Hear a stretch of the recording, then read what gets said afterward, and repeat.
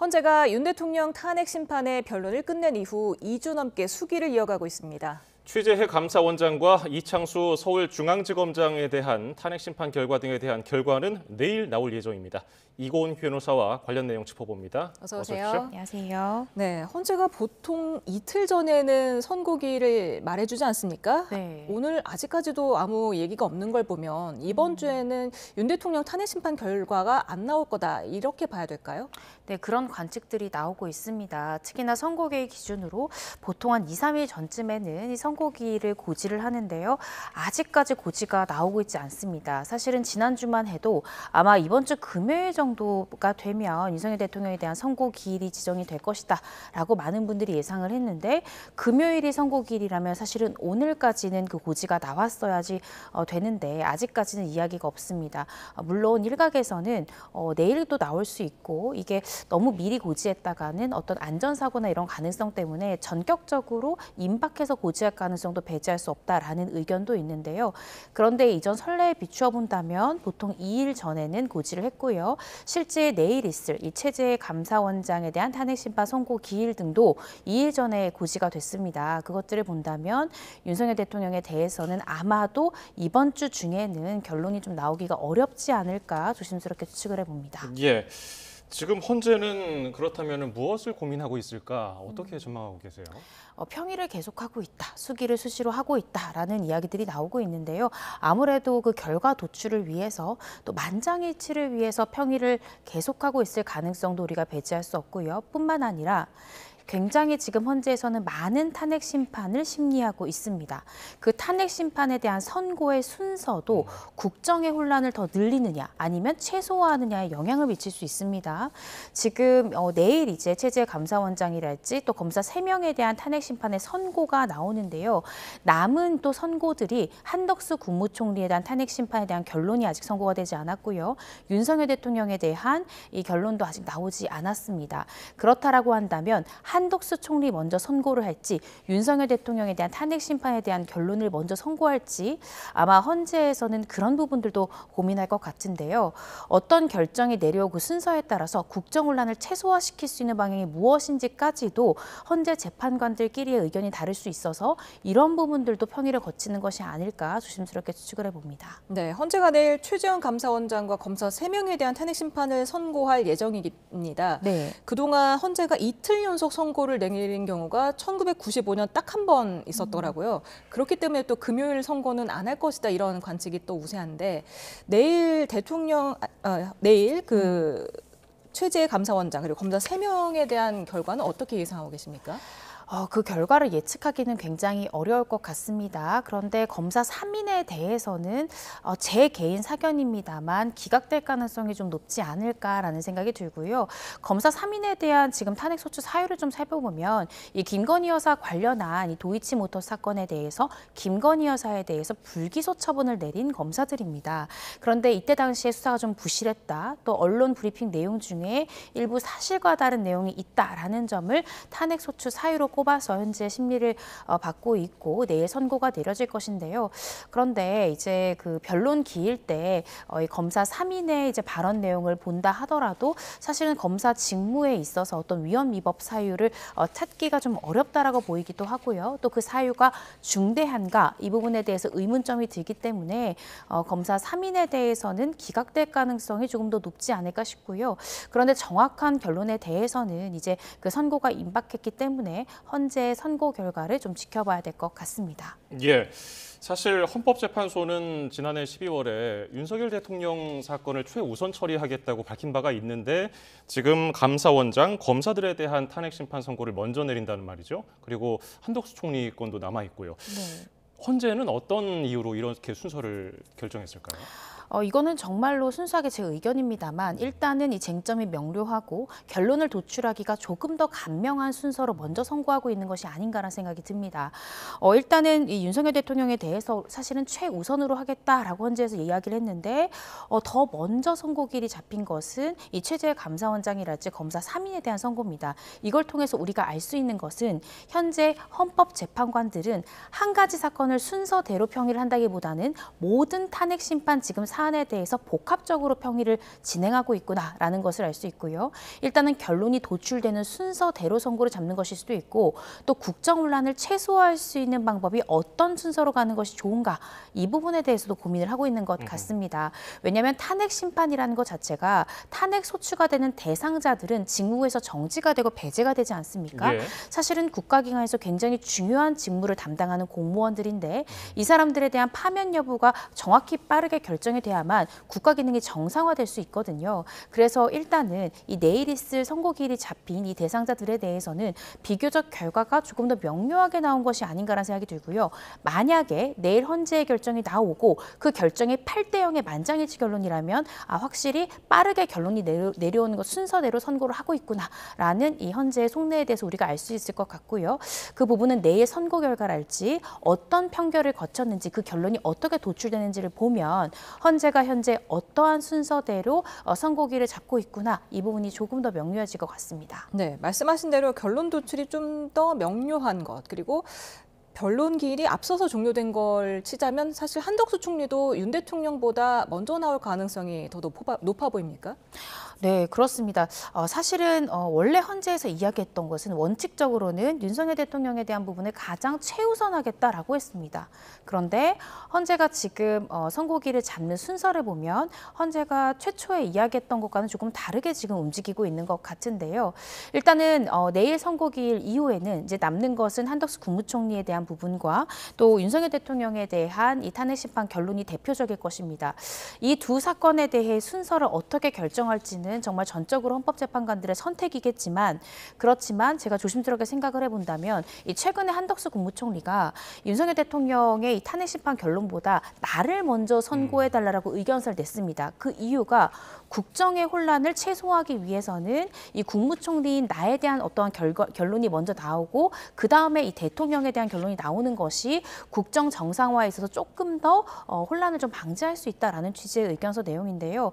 저는 그 의견서 내용에 대해서 공감이 되고 동의가 되는 부분이 있습니다. 예. 그 이유는 만약에 가정입니다만 윤석열 대통령에 대해서 파면 결정이 나올 경우에 한덕수 국무총리에 대한 예를 들어 결론이 탄핵 심판이 기각이 나와서 한덕수 국무총리가 국정에 복귀한 상태에서 윤석열 대통령에 대한 파면 결정이 나왔을 경우에는 국정 2인자가 권한 대행을 하고 있는 상황에서 윤석열 대통령에 대한 파면 결정이 내려오기 때문에 국정의 혼란을 좀 막을 수 있는 최소화할 수 있는 측면이 있습니다.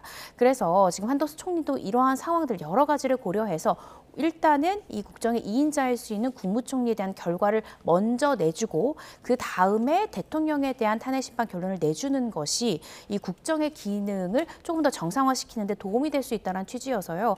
아마 헌재에서는 이 한덕수 총리의 의견서 내용도 아마 숙지를 하고 이런 부분들도 이 선고 순서에 대한 평의 과정에서 참고하지 않을까 조심스럽게 추측을 해봅니다. 예, 한덕수 총리는 윤 대통령보다 우선 심리를 요청했지만은 이게 탄핵소추 사유가 일부 겹치기 때문에 혹시 한덕수 총리와 윤석열 대통령의 결론이 동시에 나오진 않을까? 이런 전망에 대해서는 어떻게 보세요? 저는 동시에 나올 가능성은 좀 낮다라고 생각이 드는 게요. 일단은 이전 대통령들에 대한 이 탄핵 심판의 선례들을 살펴보면 보통은 선고 과정이 생중계가 되었습니다. 그래서 이번 윤석열 대통령 사건, 이 탄핵 심판에 대한 선고 과정도 이 생중계가 될 가능성 우리가 배제할 수 없는데요. 예.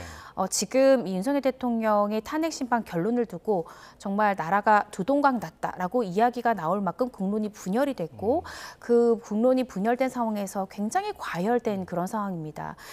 따라서 헌재가 윤석열 대통령에 대해서 어떤 결정을 내리는지에 따라서 국민들의 파장, 굉장히 헌재 재판관들도 굉장히 걱정이 될 만큼 그 파장이 클 것으로 보여지는데요. 그런데 이렇게 굉장히 숙고가 필요한 이 사안과 한덕수 총리에 대한 이 선고를 동시에 한다라는 거는 헌재 재판관들에게 상당한 심리적 부담감을 줄 수가 있습니다. 그래서 이 두 사건이 동시에 선고될 가능성은 조금 낮지 않을까 개인적으로 추측을 해보는데요. 그런데 이 부분에 대해서는 헌재 재판관들이 아마 조만간 이 공보관을 통해서 선고기일 지정이 나올 것 같아서 지켜봐야 될 것 같습니다. 윤 대통령 대통령 결론은 언제 나올 것으로 예상하십니까? 진짜 그 결과를 우리가 예측하기는, 특히 그 선고의 일정을 예측하기는 대단히 어려운 것 같습니다. 예. 그 이유가 헌재 재판관들이 처음 이야기했던 것은 윤 대통령에 대해서 최우선으로 우리는 결론을 내겠다라고 이야기를 했고, 저도 그 헌재 재판관들의 이 공보관의 공보 내용을 보고 윤석열 대통령에 대한 결론이 14일보다 더 빠르게 나올 가능성도 있겠다라고 개인적으로 생각을 했었거든요. 그런데 헌재에서 최초에 이야기했던 것과는 달리 지금 순서나 일정이 지금 진행되고 있기 때문에 사실은 언제 선고가 나올지 쉽게 예단하기는 어려울 것 같습니다. 다만 그 기일에 있어서는 최대한 신속하게 하는 것이 국정의 혼란을 최소화시킬 수 있는 방안이 아닌가 싶고요.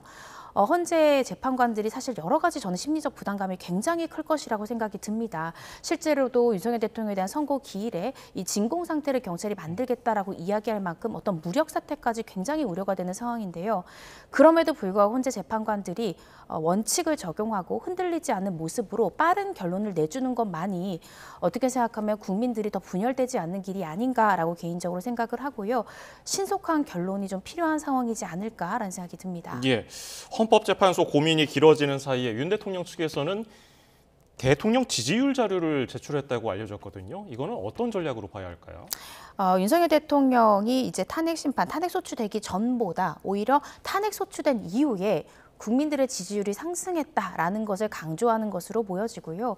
심지어 지지율이 40%대에 올라왔다라는 것은 헌재 재판관들에게 어쩌면 이렇게 40% 이상의 국민들이 지지하는 대통령인데 이러한 대통령을 쉽게 파면 결정하는 것은 국민들의 뜻에 반하는 것이다 라는 것을 강조하는 것이 아닌가 싶습니다. 그러니까 탄핵 심판에 있어서 그 결론을 낼 때 위헌 위법 여부도 굉장히 중요하지만 그 위헌 위법의 정도가 중대한가, 즉 대통령으로 복귀했을 때 정상적으로 국정 운영이 가능한가도 굉장히 중요하지 않습니까? 예. 그런데 윤석열 대통령 측에서는 윤석열 대통령이 탄핵 소추된 이후에도 그 지지율이 40% 이상이었기 때문에 다시 직무에 복귀했을 때 40% 이상의 국민들이 지지한 대통령이기 때문에 국정 운영을 충분히 정상적으로 할 수 있다. 이런 점을 강조하기 위해서 이런 취지의 자료들을 참고 자료로 제출한 것이 아닌가 조심스럽게 추측을 해봅니다. 네, 앞서서 선고 당일 무력 사태가 우려된다고 말씀을 해주셨는데 네. 한 청년 단체가 헌법재판관들에 대한 테러 모의한다는 첩보를 입수한 경찰이 조사에 나서기도 했습니다.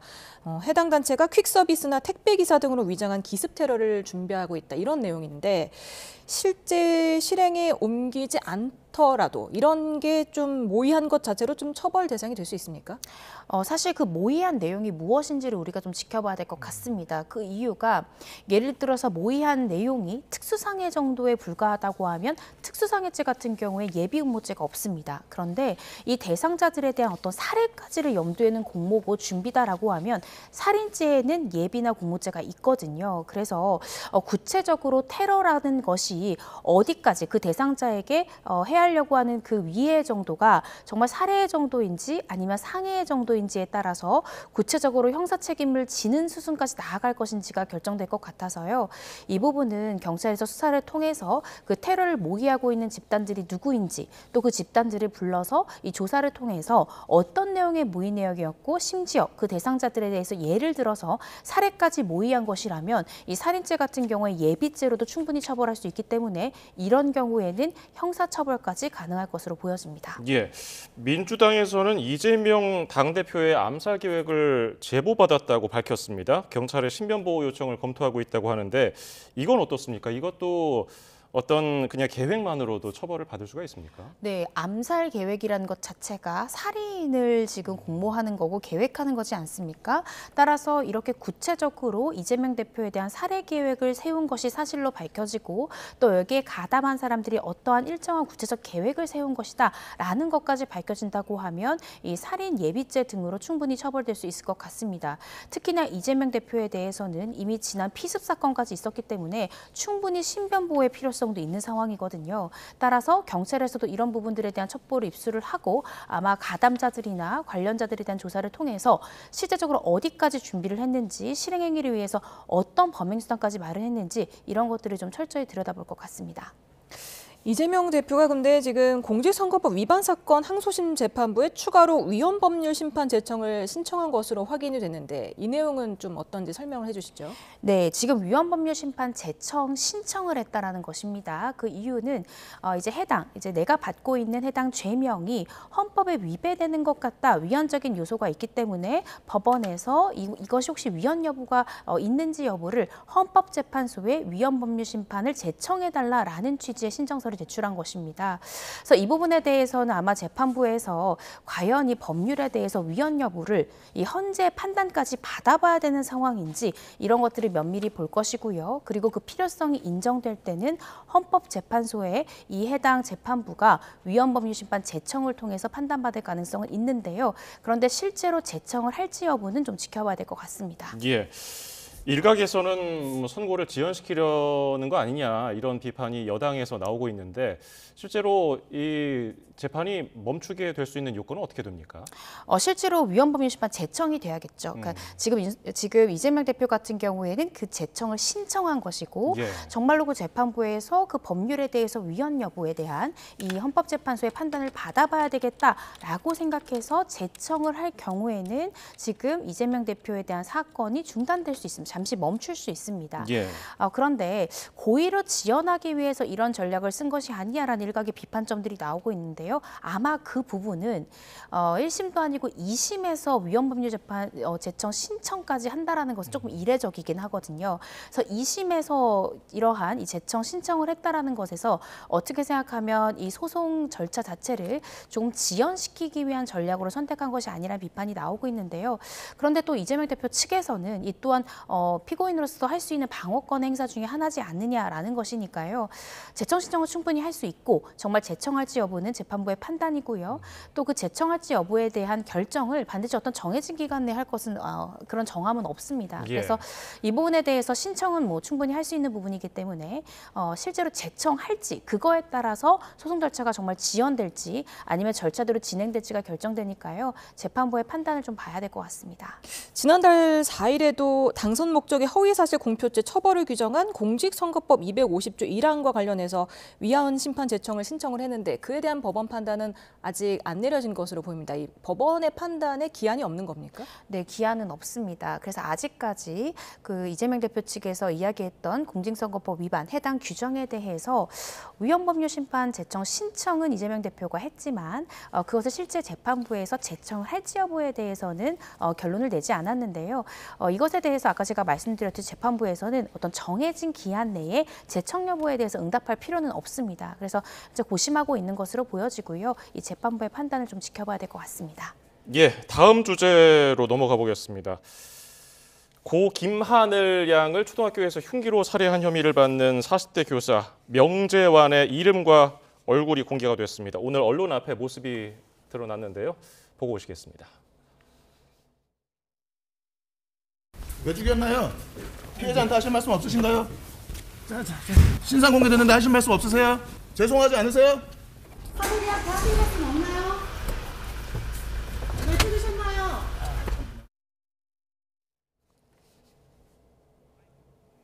네, 김하늘 양 살해 교사 48세 명재환이었습니다.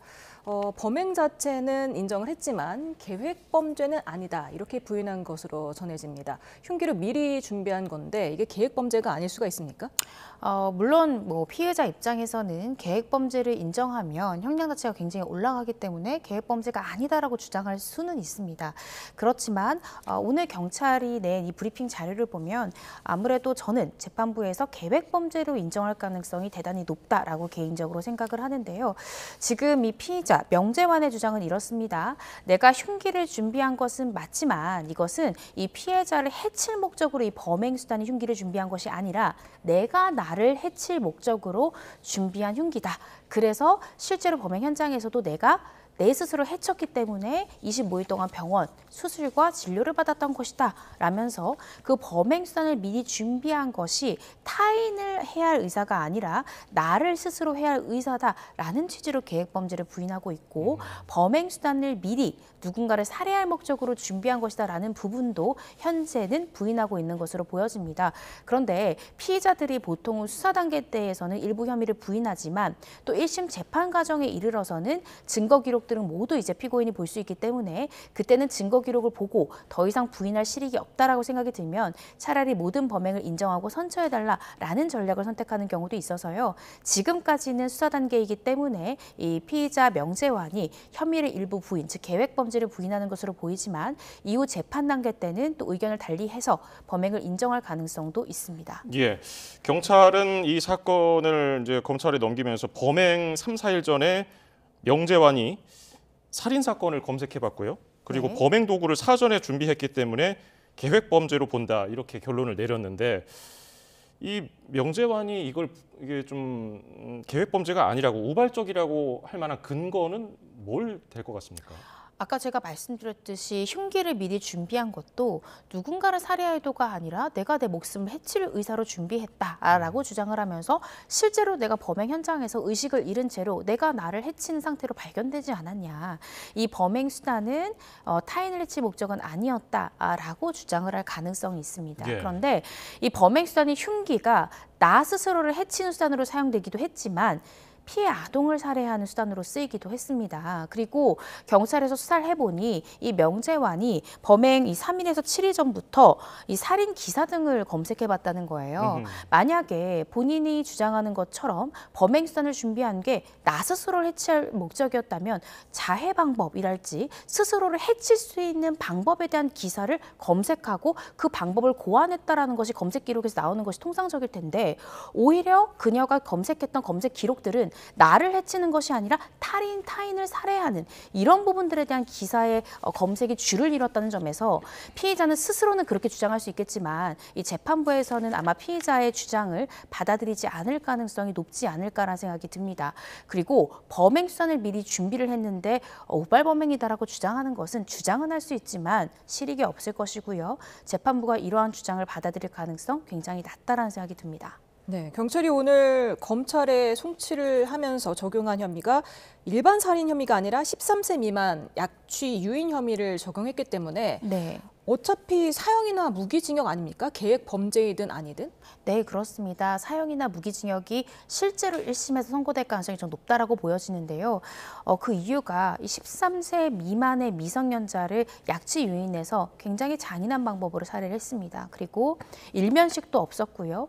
그 살해에는 어떠한 동기도 인정될 수 없다는 점, 심지어 이 피의자가 교사로서 자신이 근무하는 근무지인 학교에서 학생을 살해했다라는 점에서 어떠한 선처 사유도 없다라고 생각이 듭니다.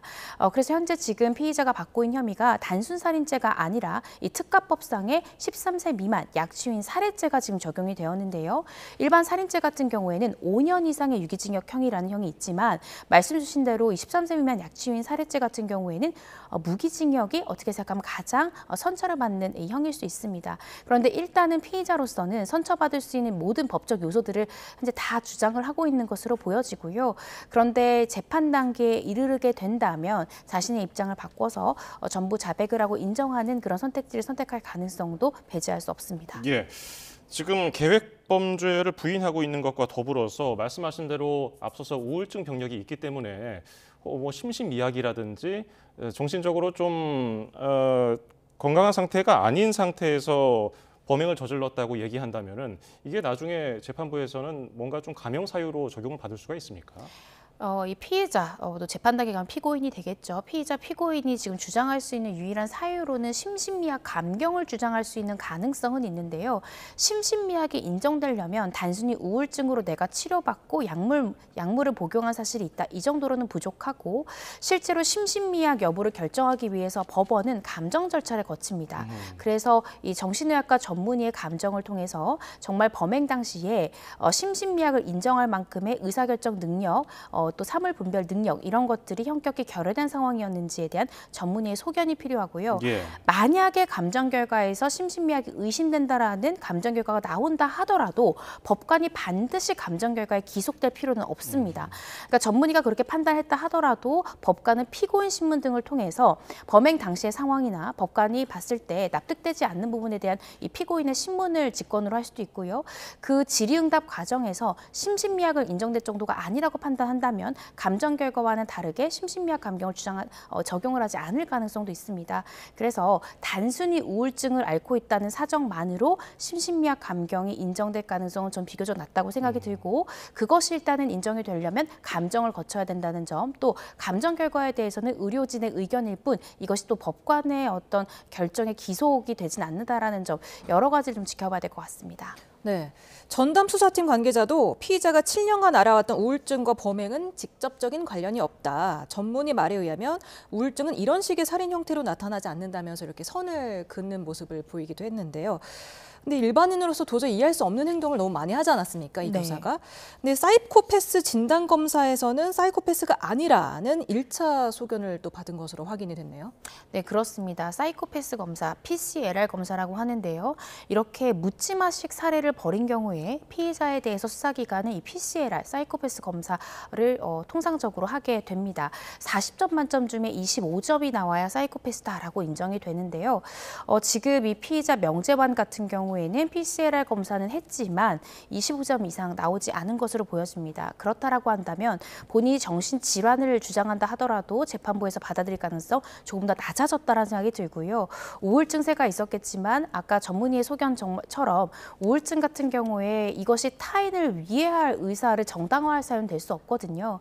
그래서 오히려 심신미약 주장을 하는 것이 범행을 일부 부인하는 것처럼 비춰져서 본인의 재판에는 오히려 더 불리하게 작용될 가능성도 있습니다. 그래서 1심 재판으로 아마 가게 된다라고 하면 변호인과의 상의 끝에 자백할 가능성, 혐의를 전부 인정할 가능성도 저는 상당 부분 있지 않을까 개인적으로 생각하고 있습니다. 예, 명재환 조사에 범죄 심리 분석사가 투입됐다는 점도 알려졌거든요. 범죄 심리 분석사는 어떤 점을 조사하려고 투입됐을까요? 범행 동기 부분을 묻기 위해서 범죄심리 분석사가 투입된 것이 아닌가 싶습니다. 예. 우리가 선뜻 생각하더라도 학교라는 공간에서 교사가 학생을 살해한다라는 것이 그 동기가 무엇일지 쉽게 납득되지 않지 않습니까? 예. 심지어는 피해자를 살해한 그곳은 학교였기 때문에 자신의 범행이 쉽게 발각될 수도 있었거든요. 그런 장소를 선택했다라는 것도 통상적이지 않기 때문에 어떠한 범행 동기로 이러한 범죄에 이르게 됐는가가 이 피해자에 대한 재범 가능성이 어느 정도인지, 그리고 정말 심신미약을 주장할 만큼의 심리 상태였는지, 이런 것들을 전문가들이 분석해서 소견을 남길 수 있고, 이런 것들을 모두 수사보고서의 형태로 아마 법정에도 증거로 제출될 것입니다. 그래서 경찰에서는 이 사이코패스 검사와 더불어서 범행 동기 부분을 정확히 밝히기 위해서 이 범죄심리 분석가들을 투입한 것 같고요.